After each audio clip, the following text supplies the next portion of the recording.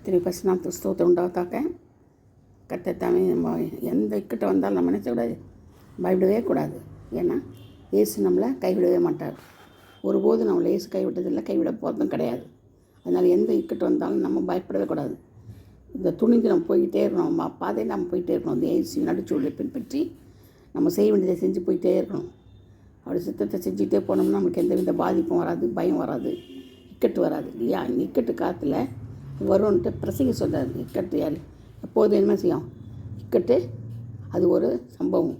நன்மை தேடி வரும் இக்கட்டு. யாக்கோபுக்கு இக்கட்டு வந்துச்சு இல்லையா, அது மாதிரி தான் எல்லாத்துக்கும் வரும், வரதான் செய்யும். அதனால் அதெல்லாம் கடந்து நம்ம போகணும்.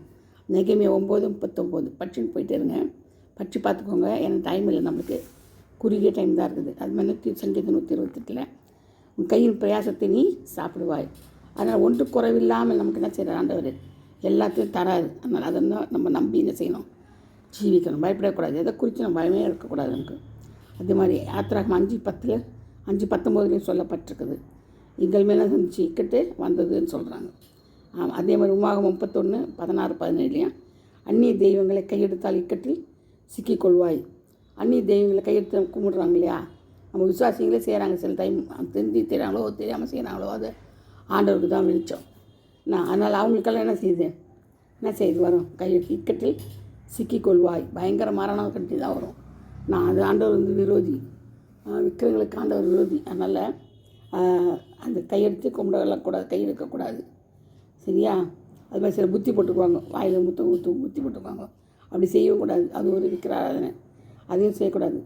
அதனால் இறுதியத்தில் வழி போகிறவர்கள் அபூஸ்வாசிகள், அது அவங்க தான் அந்த மாதிரிலாம் செய்வாங்க. மற்றபடி ஆண்டோட பிள்ளைங்க ஒரு மாதம் செய்ய மாட்டாங்க. அதனால் பின்மாற்றத்துக்கு போகிறதுக்கு அநேக வழிகள் உண்டு. பின்மாற்ற காரணம் அப்படி தான் செய்வான்.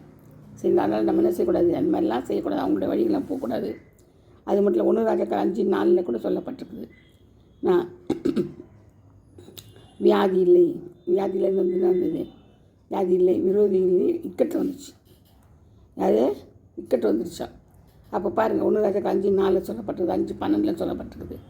சங்கீதம் 71:20 அநேக இக்கட்டிலும் கடந்து என்னை போக செய்தார். அநேக இக்கட்டில் நம்ம கடந்து போகிறோம் இல்லையா. அதனால் இக்கட்டு 7 இருக்குது. 7 இக்கட்டு இருக்குது நம்மளுக்கு. பஞ்சம், மரணம், யுத்தம், பட்டினி, அந்த மாதிரி நிறைய காரியங்கள் சொல்லப்பட்டிருக்குது. இக்கட்டு எடுத்தோம்னா நிறைய பெரிய சப்ஜெக்டாக வரும். அது என்ன டைம் கிடையாது நம்மளுக்கு. அதனால் நம்ம சுபாவம் மாறிச்சுனாலே போதும் நம்மளுக்கு. அதனால் அபிஷேகத்தில் விடுதலை, குமாரன் விடுதலை ஆக்கினோட வழியே மெய்யாகவே நமக்கு விடுதலை கிடையாது. அவர் தான் நமக்கு பயத்திலிருந்து இக்கட்டிலிருந்து விடுதலையாக்குவார்.